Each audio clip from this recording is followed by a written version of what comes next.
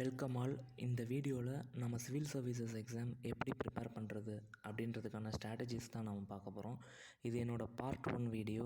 இதே சீரீஸில் இன்னும் ஒரு 7 வீடியோ நான் அப்லோட் பண்ணுவேன். இந்த ஃபர்ஸ்ட் பார்ட்டில் நம்ம pattern for prelims and mains exam பற்றி தான் பார்க்க போகிறோம். அதேமாதிரி சிவில் சர்வீஸ் எக்ஸாம் ப்ரிப்பேர் பண்ணுறதுக்கு முன்னாடி ஒரு ஆஸ்பிரண்ட்டும் ஒரு 3 விஷயங்களை ஃபாலோ பண்ணணும். ஒன்று வந்து சிலபஸ். அந்த சிலபஸை வந்து பிரிண்டட் காப்பீஸாக எடுத்து அந்த சிலபஸில் இருக்கிற ஒவ்வொரு வார்த்தைக்கும் அர்த்தம் தெரிஞ்சு அந்த ஒரு வேர்டுக்கும் நோட்ஸ் செப்பரேட்டாக நம்ம எடுத்து வைக்கணும். அது வந்து முக்கியமான ஒரு பார்ட் நம்ம சிவில் சர்வீஸ் எக்ஸாம் ப்ரிப்பரேஷனில். ரெண்டாவது, ப்ரீவியஸ் எக்ஸாம் கொஷின் பேப்பரை நல்லா அனலைஸ் பண்ணணும். Prelims exam and mains exam analyse பண்ணி எந்தெந்த சப்ஜெக்டில் எவ்வளோ வெயிட்டேஜில் கேட்குறாங்க அப்படின்றத நமக்கு தெரிஞ்சிருக்கணும். மூணாவதாக, நியூஸ் பேப்பர் ரீடிங் வந்து டெய்லியுமே நம்ம நோட்ஸ் எடுத்து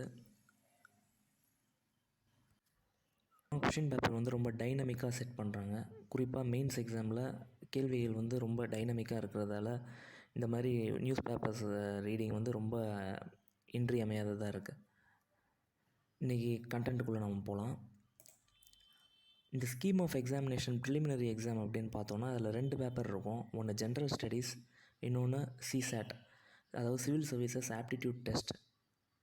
இது ரெண்டுக்குமே வந்து பார்த்திங்கன்னா 200 மார்க்கு இருக்கும். பேப்பர் 1க்கு 200 மார்க்கு, பேப்பர் 2க்கு 200 மார்க்கு. இதில் பேப்பர் 2 அப்படின்றது குவாலிஃபையிங் பேப்பர். அதாவது 33% ஆஃப் த மார்க்கை யார் எடுக்கிறாங்களோ அவங்க தான் குவாலிஃபை ஆவாங்க. அவங்களோட பேப்பரை மட்டும்தான் பேப்பர் 1 வேலிடேட் பண்ணுவாங்க. யாரெல்லாம் 33%க்கு கீழே பேப்பர் 2 சிசாட் பேப்பரில் எடுக்கிறாங்களோ அவங்களோட பேப்பர் 1 வந்து வேலிடேட் பண்ண மாட்டாங்க.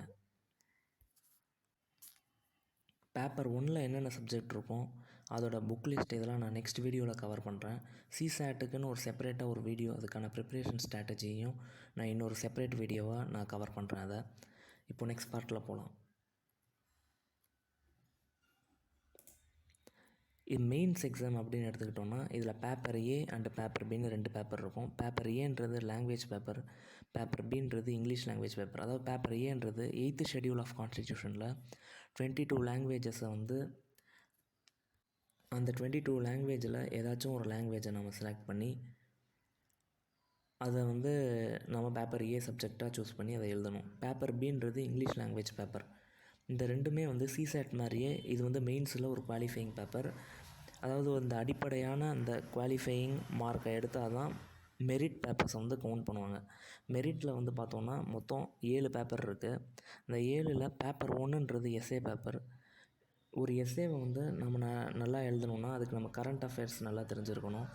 ஈச் அண்ட் எவ்ரி டாபிக் பற்றியும் நம்ம நல்லா அந்த டாபிக் பற்றி நமக்கு தெரிஞ்சால் தான் ஒரு நல்ல எஸ்ஏவை நம்மளால் கொடுக்க முடியும். அந்த எஸ்ஏவை எப்படி நம்ம நல்லா ஸ்ட்ரக்சர்டாக எப்படி எழுதுறதுன்றதுக்கான வீடியோவை நான் நெக்ஸ்ட் வீக்கில் அப்லோட் பண்ணுறேன்.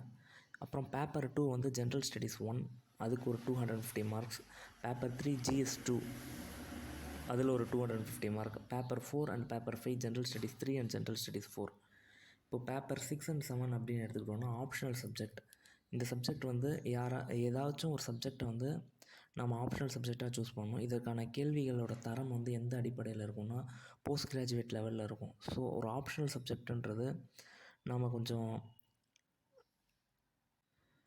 கரெக்டாக சூஸ் பண்ணணும். ஏன்னா இந்த 1750 மெயின்ஸ் மார்க்கில் 500 மார்க் வந்து ஆப்ஷனல் சப்ஜெக்ட்டுக்கே இருக்குது, which is more than 1/4 of the total marks. அதனால் வந்து ஆப்ஷனல் சப்ஜெக்டை கொஞ்சம் கரெக்டாக சூஸ் பண்ணணும்.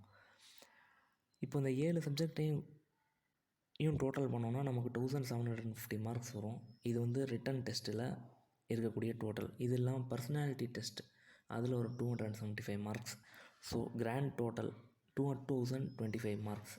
இதுக்கு தான் வந்து ஒரு மெரிட் லிஸ்ட் ஒன்று ஃபைனலாக ப்ரிப்பேர் பண்ணி யூபிஎஸ்சி வந்து வெளியிடுவாங்க. இப்போது ஒரு ஆஸ்பிரண்ட்டாக ஒரு சில முக்கியமான பாயிண்ட்ஸை வந்து நம்ம கன்சிடர் பண்ணணும். என்னென்ன அப்படின்னு பார்த்தோன்னா, ஒரு ஆப்ஷனல் சப்ஜெக்ட்டுன்றதை ரொம்ப கேர்ஃபுல்லாக ஒரு ஆஸ்பிரண்ட் சூஸ் பண்ணணும். ஏன்னா ஒரு ஆப்ஷனல் சப்ஜெக்டை ஒரு ஆஸ்பிரண்ட் தெளிவாக படித்து முடிச்சிட்டாருனாலே அவரோட 1/4 ஆஃப் த மெயின்ஸ் ப்ரிப்பரேஷன் வந்து முடிஞ்சிடும். அதுக்கப்புறமேல்ட்டு ஒரு ஆஸ்பிரண்ட் வந்து ப்ரிலிம்ஸ் எக்ஸாமுக்கும் மெயின்ஸ் எக்ஸாமுக்கும் தனித்தனியாக ப்ரிப்பேர் பண்ணக்கூடாது. ஒரே ஒரு அப்ரோச்சை தான் மெயின்டைன் பண்ணணும் ப்ரிலிம்ஸ் அண்ட் மெயின்ஸ் ரெண்டுக்குமே. அப்புறம் ஆன்சர் ரைட்டிங் ப்ராக்டிஸ் வந்து ஒரு நாளைக்கு ஒரு 15லேருந்து ஒரு 20 மினிட்ஸை வந்து அலோகேட் பண்ணி ஆன்சர் ரைட்டிங் ப்ராக்டிஸ் வந்து ஒரு டெய்லி அதை ரெகுலராக ப்ராக்டிஸ் பண்ணணும். என்னோடய நெக்ஸ்ட் வீடியோவில் நான் சிலபஸ் அண்ட் புக் லிஸ்ட் அப்புறம் நியூஸ் பேப்பர் ரீடிங் எப்படி